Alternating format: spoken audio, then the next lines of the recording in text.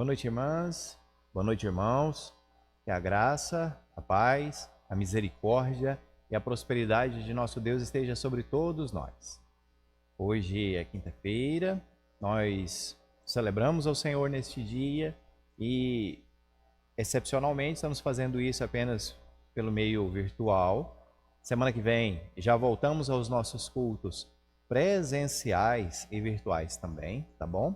Então, próxima quinta-feira já teremos nosso culto normal, digo, tanto presencial quanto online, tá bom? Quero convidá-los a orar nesse momento. Vamos clamar ao Senhor. Querido Deus, amado Pai, em nome de Jesus, para tua honra, tua glória e teu louvor, nós aqui estamos e somos muito gratos a ti. Obrigado, Senhor, por esta oportunidade de estarmos juntos, mesmo que seja pelo meio virtual. Obrigado por cada família que nos recebe, obrigado por cada irmã, cada irmão que participa conosco agora.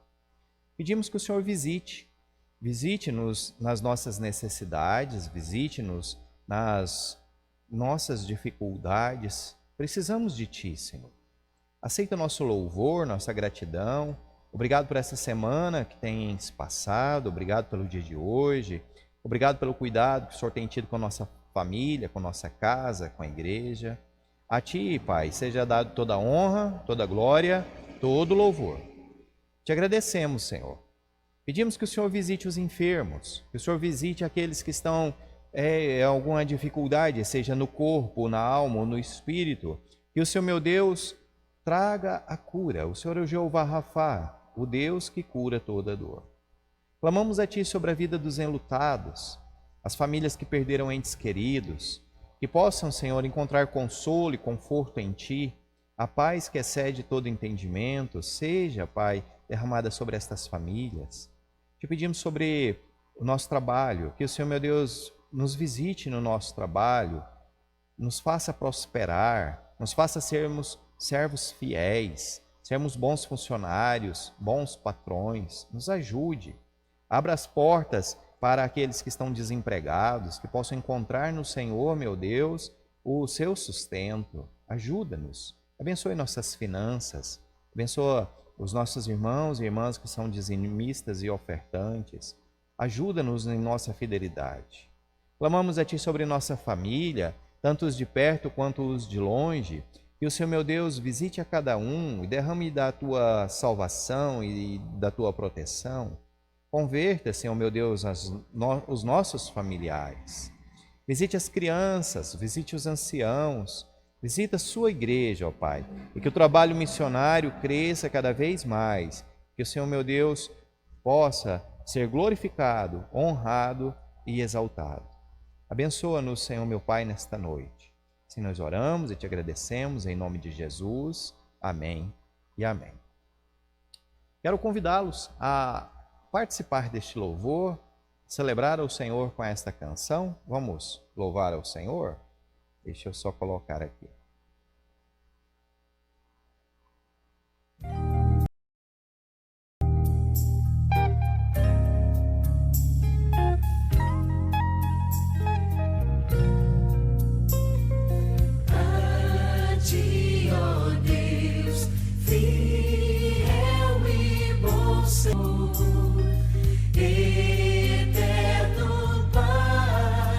Supremo benfeitor.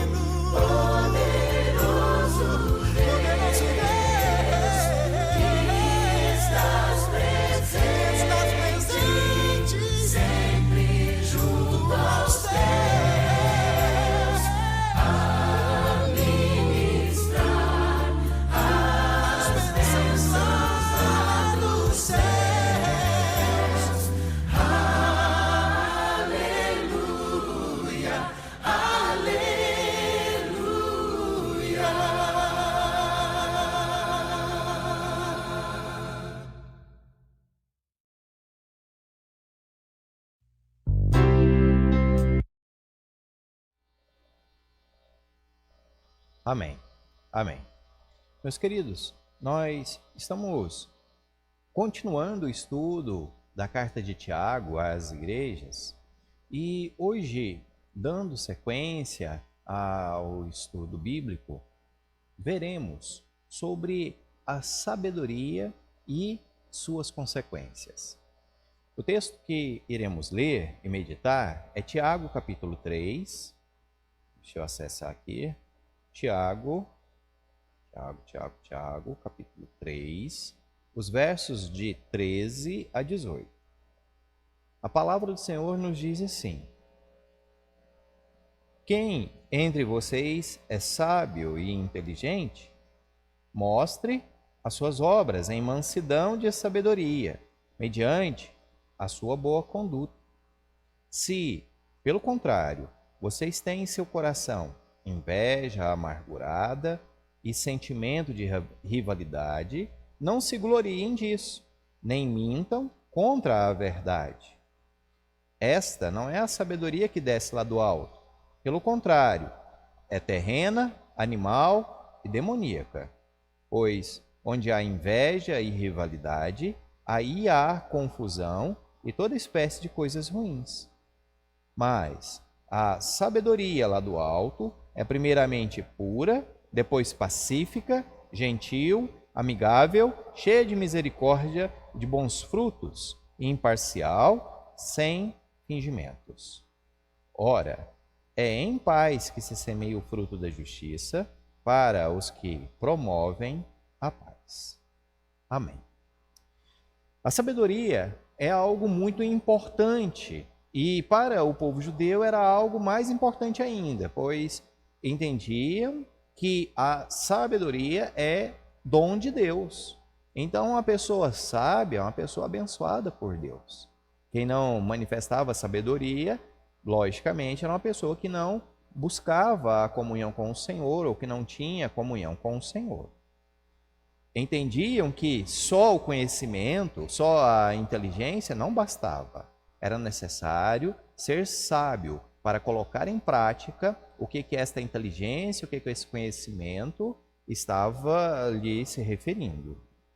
Você já deve ter encontrado algum amigo, alguma pessoa que parecia ser muito inteligente, ou parece ser muito inteligente, parece ter bastante conhecimento, só que não utiliza essa inteligência nem esse conhecimento para a glória de Deus. E às vezes nem mesmo para a própria glória, né?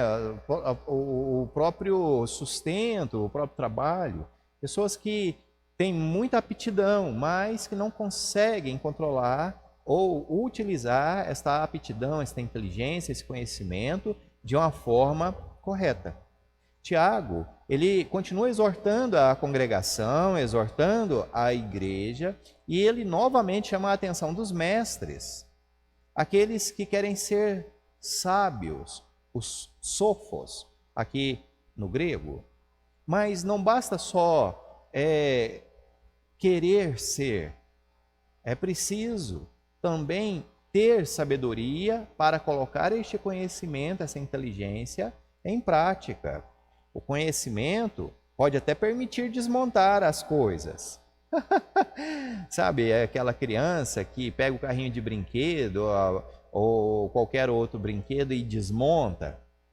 Você pode ter inteligência, pode ter ali conhecimento para poder desmontar, mas para montar e agregar é necessário ter sabedoria. Para fazer algo novamente ou melhorado, é necessário ter sabedoria. Geralmente, a gente desmonta, mas quando monta, acaba sobrando alguns parafusos, acaba sobrando algumas peças. Falta de sabedoria. Tiago, ele vai falar sobre sabedoria e vai contrastar aqui com a sabedoria verdadeira com a sabedoria falsa.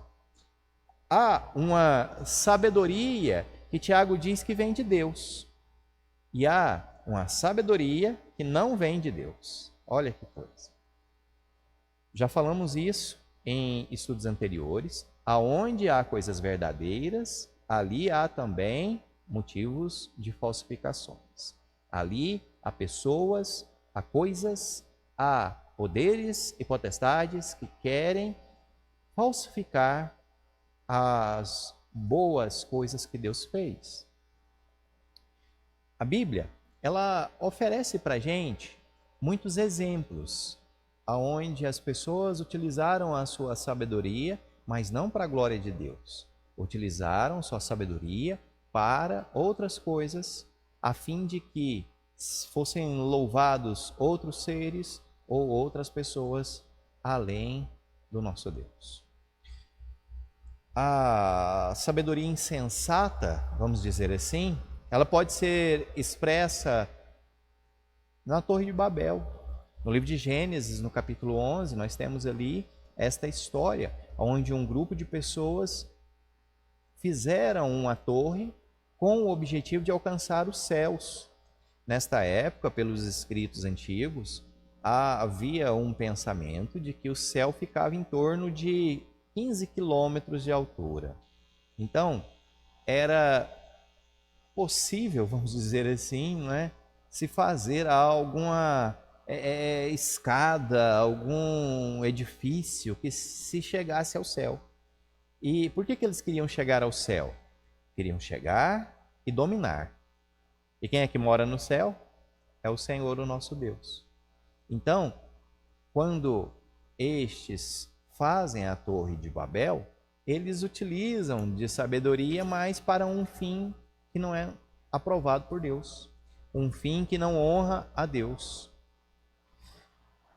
Em Gênesis capítulo 12, nós temos Abraão e sua família passando dificuldades, passando fome, pois uma seca havia batido sobre eles ali. E então Abraão, sem consultar a Deus, vai para o Egito. Foi uma sabedoria apenas humana, uma sabedoria apenas emotiva, apenas sentimental, para satisfazer seus próprios desejos, não para honrar a Deus. E isso trouxe grandes transtornos para Abraão. Gênesis capítulo 12, você pode conferir aí, pode observar. 1 Samuel capítulo 17, nós temos o exército de Israel sendo desafiado pelo exército filisteu. E havia um gigante que queria enfrentar aos judeus, ao exército judeu. Nessa época, havia um tratado, vamos dizer assim, informal diante da guerra, quando se levantava um guerreiro de cada exército e eles representavam estes grupos de guerreiros. Então, quem ganhasse, ganhava tudo. Quem perdesse, perdia tudo. Isso implicava que as outras pessoas não precisavam morrer. Elas escolhiam seu representante. Do lado filisteu foi escolhido Golias. E Golias ficou ali durante vários dias desafiando os judeus, dizendo: não há homem em Israel, não há quem possa lutar comigo. E Saul não foi. Saul, como rei, não foi. Até que um jovem aparece para o rei e diz: eu vou. E o rei fala: tá bom, então vou colocar em você minha armadura. Mas havia uma diferença de porte físico, de estatura, de condição de se usar a armadura ou não, né? Este jovem é Davi, e a armadura de Saul não coube em Davi. E novamente vemos o exemplo de uma sabedoria insensata. Querer fazer o outro utilizar coisas que ele não dá conta de lidar, não dá conta de agir, não dá conta de usar. No Novo Testamento, o Senhor Jesus está ali pregando a palavra para uma multidão. E o Senhor Jesus diz assim: está ficando tarde, eu penso que essas pessoas estão ficando com fome, e o que vocês me dizem que devemos fazer? E Jesus pergunta isso aos discípulos. E os discípulos, utilizando-se da sabedoria humana, da sabedoria simplesmente carnal, né, casual, eles dizem: vamos mandá-los embora, eles vão comer em casa. Eles estavam aos pés de Jesus, eles poderiam conversar com o Mestre, poderiam buscar juntos uma alternativa, mas não, de bate-pronto já falaram: vamos dispensar todo mundo, vamos mandar todo mundo, cada um procura comida na sua própria casa. Sabedoria insensata. Quando Paulo avisou ao capitão do navio que ele não deveria sair do porto de Creta porque estava chegando o tempo das tempestades, o capitão, junto com os outros líderes, acharam por bem não ouvir a Paulo, mas sim a ser sábio aos seus próprios olhos ao discernir os tempos. E eles, em vez de discernir a época, eles discerniram apenas as horas, ou no máximo o dia. E o fim foi que o navio naufragou e quase todos ali, né, perderam suas vidas, se não fosse a intercessão de Paulo. O cristão, eu e você, assim como o público de Tiago, nós temos 3 inimigos declarados. Nós temos o mundo, que é este sistema corrupto a qual nós estamos inseridos e que deseja nos contaminar com a sua sabedoria. Nós temos a carne, o nosso desejo, a carne que anseia a satisfação de seus próprios desejos, e o nosso inimigo espiritual, o diabo, junto com seus demônios, que, já sabendo de seu destino final, quer também nos levar. Então, está por aí. Satanás está por aí, rugindo como leão, buscando a quem possa devorar. Nós vamos ver que Tiago chama estes 3 inimigos de sabedoria terreno, animal e demoníaca.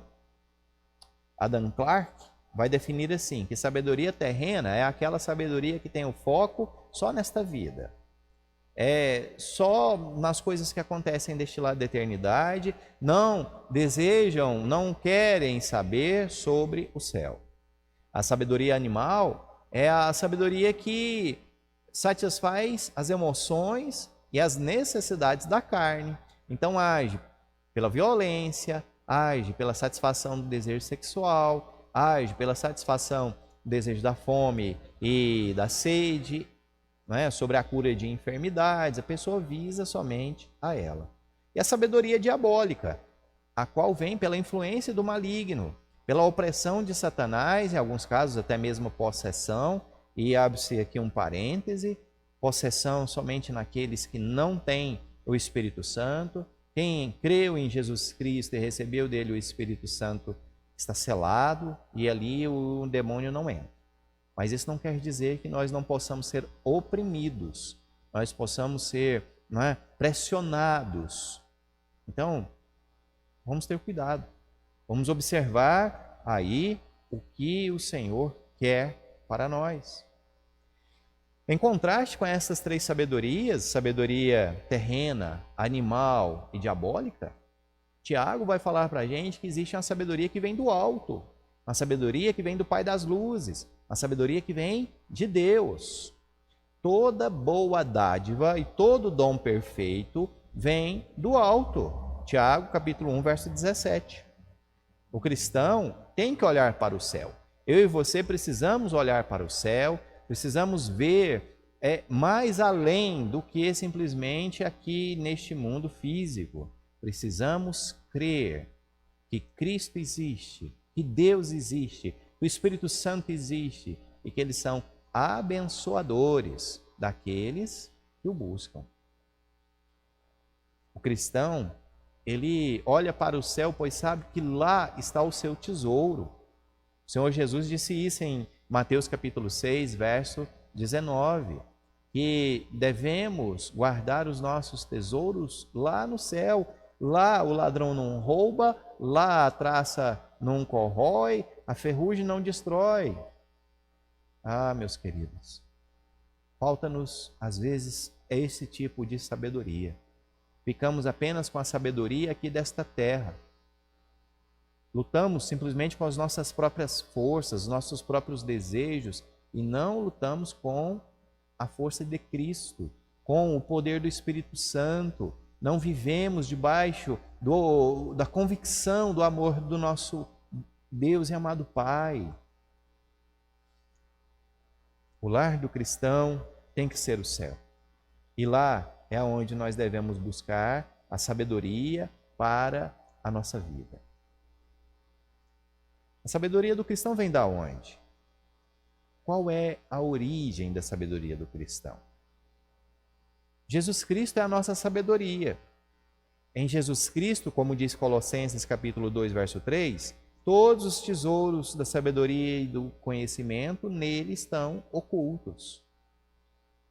A palavra de Deus, a Bíblia, ela é também fonte de sabedoria divina, fonte de sabedoria vinda do alto para mim e para você. Precisamos estudar mais a palavra. Deuteronômio capítulo 4, versos 5 e 6 diz: Eis que vos tenho ensinado estatutos e juízos, guardai-os, pois, e cumpri-os, porque isto será a vossa sabedoria e o vosso entendimento perante os olhos dos povos. E 2 Timóteo capítulo 3, verso 15, diz que as Escrituras é a sabedoria para a salvação de todo aquele que crê. Podemos encontrar sabedoria divina através da oração, através da nossa comunhão com o Espírito Santo. Quanto tempo estamos gastando ao buscarmos ao Senhor em oração? Isso vai refletir em quanto nós temos de sabedoria vinda dos altos céus para enfrentarmos os nossos problemas cotidianos. Eu tenho 2 filhas e quando tem prova, a escola fala com antecedência, vai ter prova tal, em tal dia, e é necessário que se estude tais coisas. E a gente, como pais, pedimos, observamos e auxiliamos nossas filhas a estudar. Pois quanto mais elas estudarem, quanto mais elas buscarem, na prova, na solução da prova, elas poderão tirar uma nota melhor. Se elas estudam pouco, quer dizer que irão fazer uma prova e tirar uma nota não tão boa assim. Da mesma forma, eu e você, ao buscarmos a Deus, quanto mais nós buscamos ao Senhor, quanto mais nós oramos, quanto mais nós lemos a palavra, quanto mais da sabedoria divina nós clamamos, mais seremos capazes de passar pelas provas que a vida nos faz passar. Como saber que tipo de sabedoria eu e você estamos exercendo? Como saber se somos sábios conforme a sabedoria vinda do alto ou sábios conforme a sabedoria vinda deste mundo, a sabedoria animal, diabólica, a sabedoria carnal? Bom, Tiago diz que há uma maneira da gente discernir, da gente decifrar, que é observando as manifestações, aquilo que surge de nós diante das nossas ações. A falsa sabedoria se manifesta pela inveja amargurada. Inveja, também traduzido por ciúme ou por zelo. Nesse sentido, mostra uma ambição egoísta, que se amargura, que deseja só para si, que ressente-se com o outro. Então fazemos as coisas, mas em vez de sairmos satisfeitos, nós ficamos amargurados, nós continuamos invejando, continuamos reclamando. Isto é fruto da falsa sabedoria. Os fariseus, eles oravam nas praças, nas esquinas, porque eles queriam glória para si. Queriam se manifestar ali no seu padrão de santidade, mas diante dos homens. Isto é um exemplo de uma inveja amargurada. Quando nós fazemos as coisas e nos entristecemos porque os homens, os seres humanos, não entenderam nossas ações ou não retribuíram nossas ações, cuidado, pode ser o resultado de uma má sabedoria, uma sabedoria que não vem de Deus. A palavra diz que se a gente tem que se alegrar, se a gente tem que se gloriar de alguma coisa, que seja feito no Senhor, não nas nossas próprias ações. Sentimento de rivalidade e contendas é outra manifestação da sabedoria má, da sabedoria que não vem de Deus. A palavra pode ser traduzida também por partidarismo. Nossas ações, elas nos fazem congregar ou elas nos separam? As palavras que saem de nossa boca, as nossas postagens nas redes sociais, o que elas manifestam em relação à união ou à desunião? Hoje nós temos partidos políticos, nós temos partidos diante de times de futebol, dos esportes, nós temos partidarismo, não é? No quesito de sexo, tem um grupo dos machistas, das feministas, dos transformistas e assim vai. Nós temos partidarismo pela faixa etária, o grupo dos idosos, o grupo das crianças. Então, esta separação, essa segregação, ela está edificando e glorificando o nome de Deus ou ela está nos dividindo? Pois se nos divide e nos traz transtornos e nos traz prejuízo, então provavelmente é uma sabedoria que não vem de Deus. É uma sabedoria humana, uma sabedoria que traz rivalidade, brigas, contendas. No verso 14 de Tiago, capítulo 3, fala que devemos falar a verdade, para a gente não mentir, para a gente não lutar contra. Nossa vida, ela vale mais do que as palavras que dizemos. Mas, infelizmente, as pessoas vão observar o que dizemos e o que fazemos. E se elas não tiverem condição de, como diz o ditado, comer 1 quilo de sal com a gente, elas terão simplesmente a primeira impressão. E a primeira impressão é a que fica, né? Será que as nossas ações farão com que essas pessoas sigam a Deus, se convertam ao Senhor ou não? Inveja amargurada, sentimento de rivalidade, partidarismo, mentiras, são consequências, são manifestações de sabedoria que não vem de Deus. Pode vir do mundo, pode vir da carne, pode vir do diabo, mas não vem de Deus.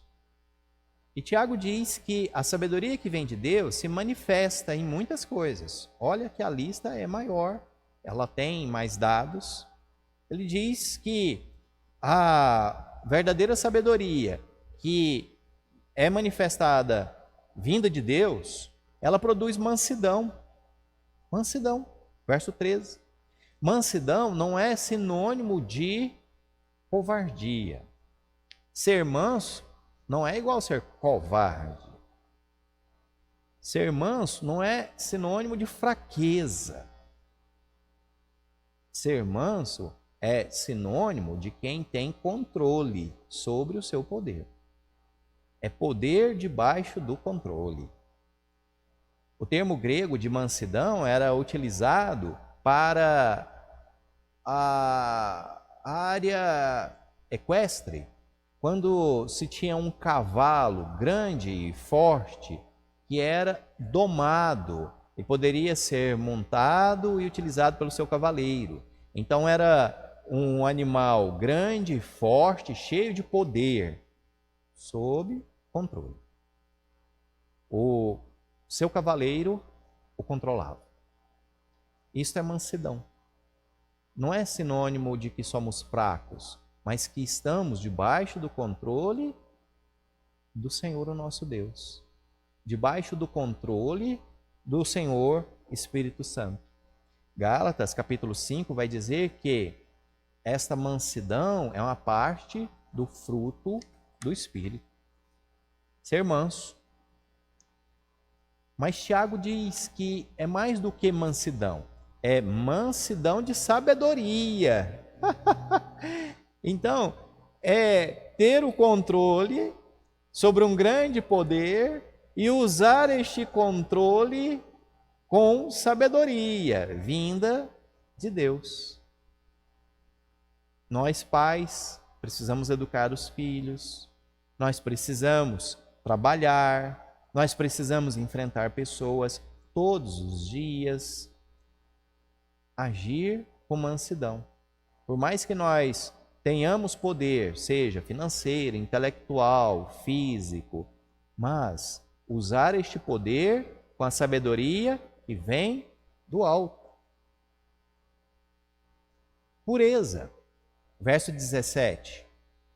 O nosso Deus, Ele é santo. E Ele nos chama a sermos santos também. Pureza aqui está relacionada à santidade. E ser santo é ser separado para um serviço. Você já deve ter acompanhado, ou deve ter pelo menos assistido, alguém fazendo a cirurgia, né? Um médico fazendo a cirurgia. Quase todo filme a gente observa isso. Tem lá alguém que precisa de uma intervenção cirúrgica. Então, há todo um preparatório para a desinfecção, para a higienização, para a esterilização do material a ser utilizado, não é? Se utiliza-se elementos químicos, estufas, se utiliza muitas coisas para garantir que os instrumentos a serem utilizados não contaminarão o paciente. Estes instrumentos, eles tendem a estar os mais puros possíveis, para que na mão do médico eles possam ser utilizados da melhor forma e tragam benefícios para o paciente. Pois se um instrumento estiver contaminado, ele pode trazer uma infecção, pode trazer uma complicação e o paciente acabar morrendo por causa disso. O Senhor, o nosso Deus e amado Pai, Ele nos dá sabedoria para estarmos puros, estarmos santos, estarmos aptos a sermos bons instrumentos nas mãos dEle, para que outras pessoas sejam salvas através de Cristo Jesus. A paz. Verso 17 fala sobre paz, sobre ser pacífico. Nós precisamos de paz. E a paz que Deus dá não é esta ausência de guerra. É uma paz que excede o entendimento. A sabedoria, quando vem de Deus, ela traz paz no coração. Nós podemos ficar em paz, porque sabemos que nossas ações contam com a aprovação do Senhor. Você já teve aquela necessidade de verificar se a janela está trancada mesmo, se a porta, né, está trancada?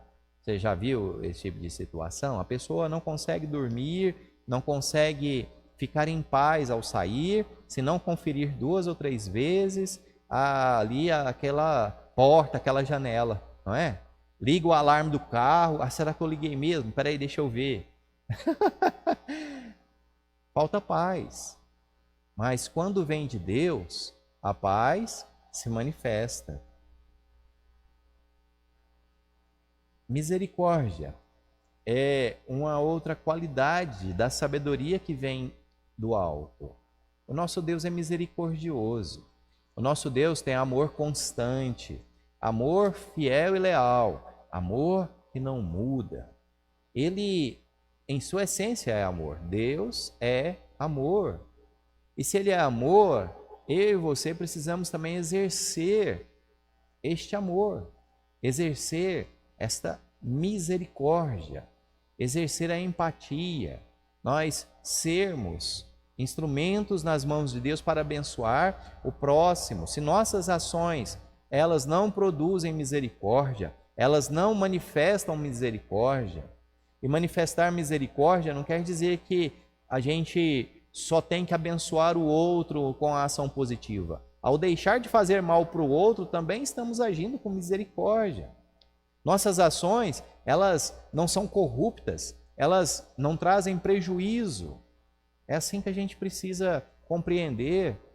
Se nossas ações estão sendo efetivadas assim, estão sendo manifestadas assim, é porque estamos utilizando a sabedoria que vem do alto. Bons frutos. João capítulo 15, o Senhor Jesus vai falar sobre ser ali a videira, e quem está nele vai produzir bons frutos. Quem é fiel é produtivo. Quem busca a Deus produz bons frutos. Frutos de misericórdia, frutos de louvor, frutos que glorificam a Deus. Imparcialidade. O termo imparcial aqui, ele está ligado a não duvidar, a dar um crédito de confiança naquela ação. Se você ora, clama a Deus, pede sabedoria e vai agir e as portas se abrem, não é? Ou senão as portas se fecham também, né? Deus, ele tem resposta sim, resposta não. Então, você percebe ali a resposta do Senhor. Não seja duvidoso. Creia. Se Deus botou a mão, então vai acontecer. O Senhor está ali tomando conta. A sabedoria que vem de Deus, ela é sincera. E aqui é o contraste com o imparcial sobre a questão de duvidar, pois esta sinceridade aqui está ligado ao termo não ser hipócrita, não utilizar dupla face, utilizar dois pesos e duas medidas. A sabedoria que vem de Deus produz um resultado justo, imparcial e um resultado que é digno para o louvor do Senhor. Nós, como igreja, temos CNPJ, somos uma empresa, podemos ser considerados como empresa, mas, mesmo por termos um CNPJ e sermos considerados secularmente como uma empresa, não necessariamente devemos utilizar dos métodos do mundo para conseguirmos êxito. Nós, como cristãos, temos CPF, temos identidade, CNH, mas não precisamos recorrer aos métodos que as pessoas que não possuem a Deus recorrem para serem bem-sucedidas. A nossa prosperidade, ela vem do Senhor. O nosso auxílio, o nosso socorro vem do Senhor. O nosso Deus é socorro bem presente diante da angústia. Então, vamos ser sábios com a sabedoria que vem do alto, a sabedoria que vem do Senhor. Os caminhos e os pensamentos do nosso Deus são muito mais elevados do que os nossos. E pensamentos que Ele tem para mim e para você são de paz, não de mal. É de restauração, é de salvação. É desejo do Senhor que todos sejam salvos.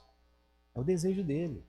E este desejo é para mim, é para você, é para o próximo. E ele vai utilizar nossas ações para manifestar a sua glória. Estamos sendo sábios ao padrão do mundo ou estamos sendo sábios ao padrão de Deus? Por fim, a sabedoria, ela mostra, ela tem resultados. Quando a sabedoria que não vem de Deus, ela causa problemas, ela tem dificuldades. em 2 Coríntios capítulo 12, verso 20, Paulo diz àquela igreja: pois tenho receio de que, indo até aí, eu não os encontre na forma em que gostaria de encontrá-los, e que também vocês me achem diferente da forma de que esperam me ver, e que haja entre vocês briga, inveja, ira, egoísmo, difamação, intriga, orgulho e tumulto. Paulo está falando para uma igreja, mas é uma igreja que está agindo com um padrão do mundo, com um padrão que não vem de Deus, uma sabedoria que não vem de Deus. E nós, como igreja, precisamos prestar atenção nisso, se nossas ações estão tendo este resultado. Estamos tendo brigas, estamos tendo confusão, estamos tendo inveja, ira, intrigas, somos orgulhosos, somos teimosos, não só na igreja, mas dentro da nossa casa, lá no nosso trabalho. Se estes resultados estão aparecendo, é porque não estamos vivendo de acordo com a sabedoria que vem de Deus. A sabedoria que vem de Deus, ela não é confusa. Ela produz bênçãos, ela produz prosperidade, ela produz bons frutos. Quando observamos o contexto, vemos que Tiago, ele parece que fala sobre plantar e colher. E cada um de nós está plantando, está jogando as sementes com as suas ações, com as suas falas, com aquilo que escreve, com aquilo que fala, com aquilo que grava, em áudio, utilizando-se os meios físicos ou virtuais para se comunicar. E essas sementes lançadas, elas vão nascer e vão dar frutos. E depois, cada um de nós vai ter que colher os frutos que plantamos. A vida cristã consiste disso, plantar e colher. E Paulo vai dizer que de Deus ninguém zomba, pois tudo que o homem planta, ele também colherá. Tiago fala sobre isso também, que se plantarmos com a sabedoria vinda do altos céus, nós vamos colher bons frutos. Mas se plantarmos com a sabedoria humana, com a sabedoria animal, com a sabedoria demoníaca, nós também iremos colher destes maus frutos, destes frutos podres que vão trazer problemas para aqueles que a consomem. Que o Senhor nos ajude, que possamos viver em paz, que possamos viver em sabedoria vinda do alto céus. Amém, amados? Vamos orar? Querido Deus, amado Pai, muito obrigado, porque a Tua palavra ela é viva, ela é perfeita e ela é eficaz. Nós te pedimos que o Senhor abra os nossos olhos, abra o nosso entendimento e nos faça perceber qual tipo de sabedoria estamos usando, qual tipo de sabedoria estamos plantando, pois nós iremos colher e não queremos colher maus frutos, não queremos colher coisas ruins, coisas que nos maltratam, nós queremos colher coisas boas. Então nos ensine, Senhor, nos dê sabedoria vinda do alto céus para que nós possamos glorificar o Teu nome e prosperarmos aqui nesta terra. Nos ajude. Pai amado, nós pedimos a Ti que o Senhor clareie o nosso entendimento, que o Senhor traga para a gente entendimento, traga para a gente sabedoria. Precisamos ter sabedoria em nossa casa, em nosso trabalho, na igreja onde congregamos. Precisamos, Pai, precisamos de Ti. Fica conosco, Senhor. Nos ajude em nome de Jesus. Amém e amém. Graças a Deus, graças a Deus. Feliz é quem acha sabedoria. Feliz é aquele que alcança o entendimento. Provérbios, capítulo 3, verso 13. Amém? Meus queridos, estamos chegando ao fim dessa celebração. Agradeço muito a sua paciência, a sua companhia e espero em breve aí que a gente possa voltar, né, aos cultos presenciais. Quinta-feira nós já estaremos aqui na igreja esperando vocês para participar deste culto presencial também, tá bom? Tenham todos uma ótima noite, um ótimo final de semana e que o nosso Deus abençoe vocês cada vez mais.